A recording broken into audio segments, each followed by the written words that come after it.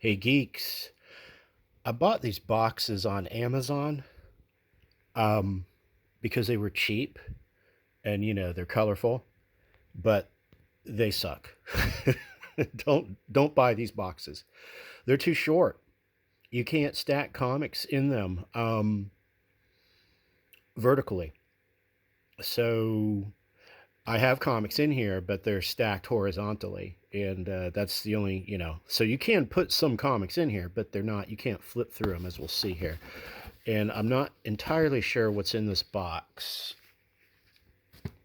Forgot what I put in here, but issue number 1 of the Spectre, Infinite Crisis Aftermath. It's a pretty cool cover. More Spectre by Monk and Kennedy. November 87 for this one.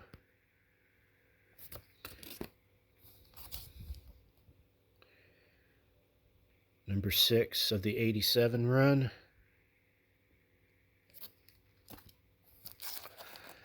Well, we've seen this issue recently on the channel. I guess we got doubles now. Ooh. Fourth World Omnibus by John Byrne. Nice.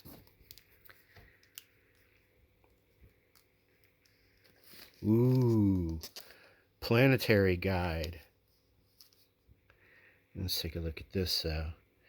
$40 for this omnibus. Second and Charles. Yeah, so I don't remember how long John Byrne had the Fourth World. Let's see.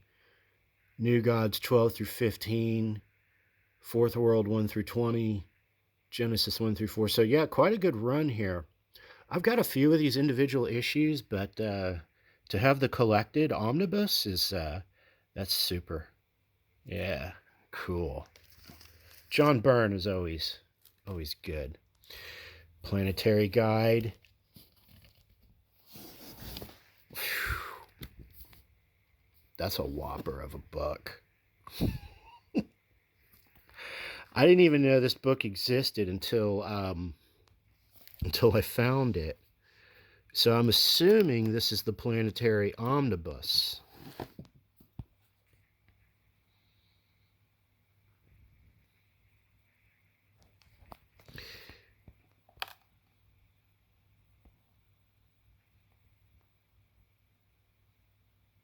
Wow.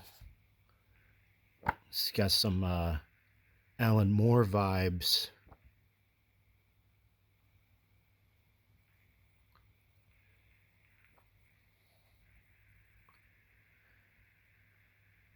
Yeah, is this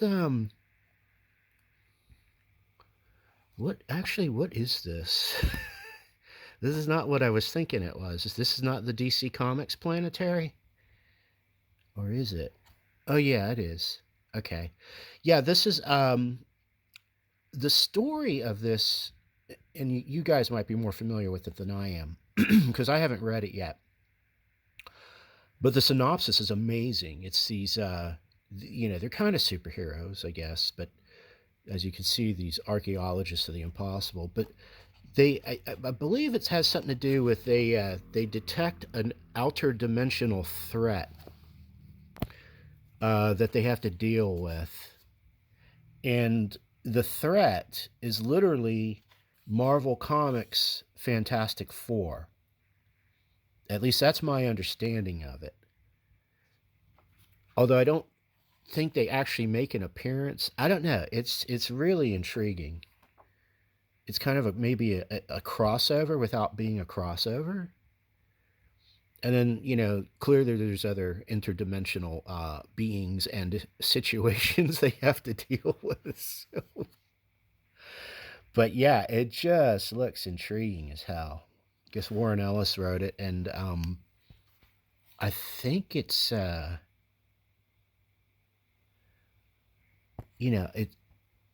think it pretty much is a self-contained epic, Like Planetary, to my knowledge, isn't exactly like um, active in the DC comic universe. You know, they're not involved in any storylines right now with Absolute or All In. Um, and maybe not even associated with DC Comics. I could have that wrong too. It's this book has just always been on my radar because I don't know, it came up as a recommendation, I'm sure, of course, and I read the synopsis and got very intrigued with it. And I think I bought like initially like one of the sort of trade paperbacks, like the first volume or something like that. But when I came across this, which is I believe the entire epic, which is what I like. I like everything in one spot. I like, you know, when it's something like this, yeah, I like to just read it right through. So yeah, beautiful book. I love the design of it. No end pages though, which is weird. Okay, what else? Ooh, more epicness. The Superman 0 Hour.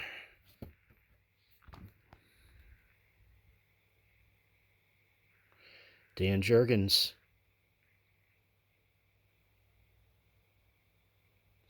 Yeah, so I'm going back to the 0 Hour events. I'm trying to read some of these events, well, really all of the events from about the early 2000s up to, you know, I'm currently reading, of course, All In and some of the Absolute titles. Superman versus Zod. Um, this was one of the books on my list that I needed to get. The Superman versus series. I have Superman versus Brainiac, Superman versus Mongol, now Superman versus Zod. I think there's a Superman versus Bizarro.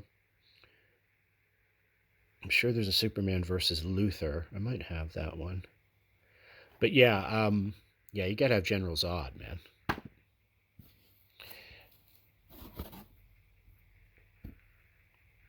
Justice League International, Book 2.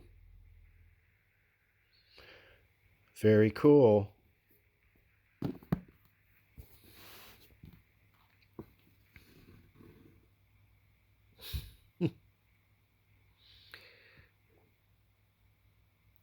Well, there's Big Barda kicking the hell out of Lobo.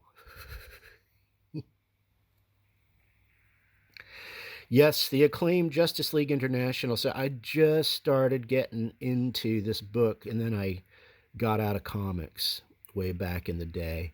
I think I maybe got the first 2 or 3 issues of it, and it was clear it was going to be good. It was going to be something new, different, and interesting. Um, but I just got too cool for school and walked away from comics for a far too long period. I don't know if I have book 1. I'm trying to think if I have actually might have this omnibus. No, I've got the Grant Morris Justice League omnibus, but I don't have the Keith Giffen JLI except for this volume. So there's a book 1 out there somewhere. So that's what I should look for. Dead Man, Neil Adams. Damn, there's some good stuff in this box, man. This box rocks. Oh, there was one behind it too. Oh, Paradise X. Um, I like these. I like these Universe X, Paradise X, Earth X, but unfortunately, I was just actually looking at those 3 books yesterday on my bookshelf. This is a duplicate, so this will be going in the resale pile. Yeah, shouldn't have bought this, but I forgot that I had it. Good book though. I like these X books. There's Alex Ross influence on him, artwork. I think he contributes to some of the storylines. He usually collaborates with Jim Kruger quite a bit. Maybe that'll be a giveaway on the channel. Dead Man, Neil Adams, all collected. Man, what a combo. You got Dead Man, Neil Adams. Of course, you've got the Spectre, Etrigan the Demon,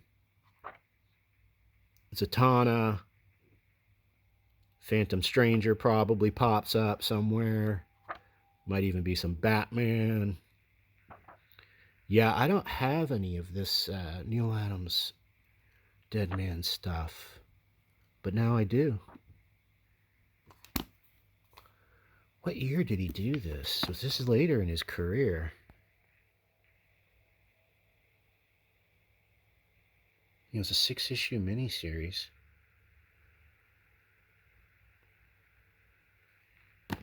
Cool.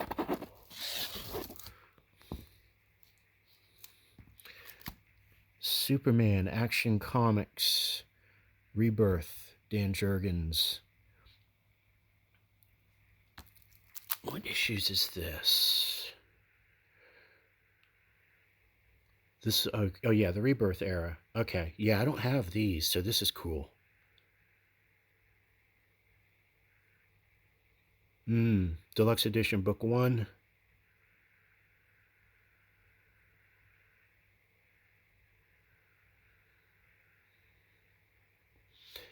Yeah, cool. So Rebirth is another one of those DC events that. So I actually bought a book of DC events. Just it's gotten to the point where we have to create catalogs of these events, these histories, in order to keep track of them. Especially if you're like me and you haven't been reading all along over the last 28 years or so. So, yeah, this is just part of the catch up project. Rebirth comes after 0 Hour, but there's probably something in between 0 Hour and Rebirth, I think, or maybe not. They might lead into one another. I don't know. I got to consult my book of DC events, which we'll probably do a video on that. But this box is just this box kicks ass, man. I forgot about most of these. Looks like they all, most of them, yeah, looks like they all pretty much came from Second and Charles. I'm telling you, they got insane deals when it comes to omnibuses. Their individual comics used to be $1.25, but in the past couple of years, they started basing them at $2.25, which is kind of ridiculous, but not super horrible. But if you have a half-price books in town, go there because all of their comics are usually $1 or $1.50, and then some days they have these sales and they're like 50 cents. And like they don't even care what they are. Like they just slap a buck on them. They don't assess their value or anything. So you can find some good deals there for sure. And then of course your comic book shop always has their back issues. Mine does, like you can get like 10 for $8 or something like that. And sometimes they put them on sale too. You get like buy one, get one free and that sort of thing. Yeah, very cool. Excellent comics. Horrible comic boxes. But still useful. I mean, this I could fit, like 5 or 6 more comics in there. And then what you do, you got this loose space here. You don't want stuff rolling around. You just put like some plastic bags in there, like packing paper or bubble wrap if you got some laying around. So, and then you're good to go. All right. Well, that was fun looking at those. Until the next one, stay awesome, stay super. What? Stay geek.